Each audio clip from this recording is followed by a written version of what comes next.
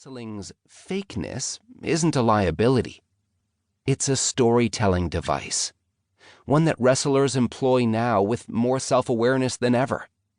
Fans have been in on the joke to varying degrees all along, but these days, wrestlers are more than happy to make meta-commentary on their own sport. From The Rock's hyper-self-aware heel to CM Punk's pipe bomb promo. The world of The Rock and CM Punk is a wildly different one from that of Bruno Sammartino.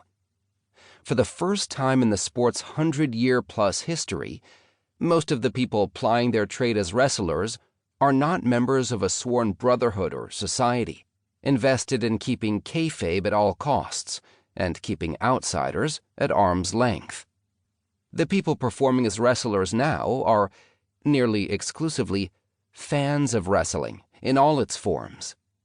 These aren't mostly former amateur wrestlers or former football players or street fighters or bodybuilders or models pressed into service because of their legitimacy and look and physique and told to protect the business and make sure the marks don't peek behind the curtain.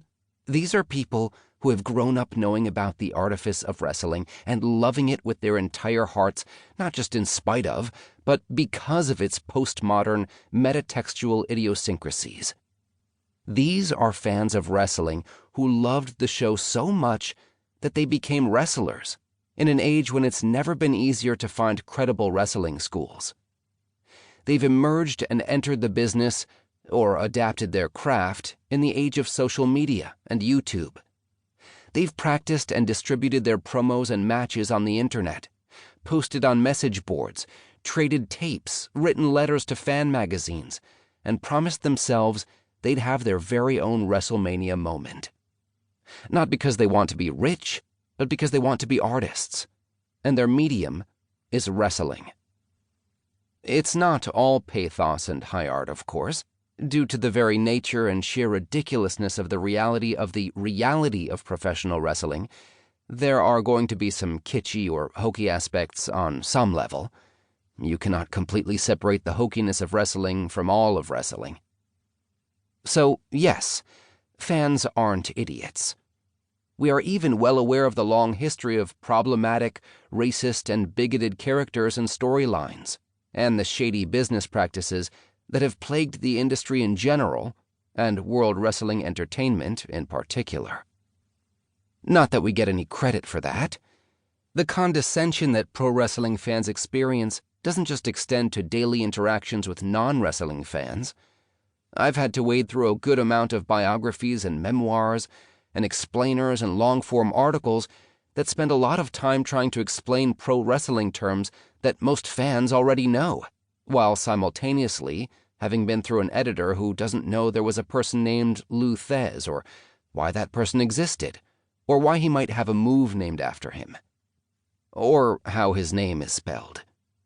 We've had to deal with good but uninformed writers talking down to us, or, far more often, extremely knowledgeable fans and documentarians whose strong suit isn't entertaining or, sadly, legible writing. Generally, these histories are either dry to a fault or talk down to the audience. Even so, we'll snatch up any piece of content that we can find if we think we'll get some quality wrestling-based entertainment or information out of it, or just a shot of that pure, sweet, delectable pro-res nostalgia. In my decade of writing about wrestling on the internet, I've learned two fundamental truths about wrestling fans. We'll click on and read absolutely anything we can about wrestling, and we'll never, ever be able to get enough of it. What I'm hoping to accomplish over the course of this book is a delicate balancing act. An informative history of the largest professional wrestling company in history, and by extension, a history of professional wrestling in the United States, that doesn't insult the intelligence of hardcore fans, doesn't alienate the uninitiated, and remains entertaining throughout. I'm excited to take on the challenge, and I'm excited that you're coming along with me. The story of WWE, formerly the World Wrestling Federation, WWF, is a drama for the ages. Real life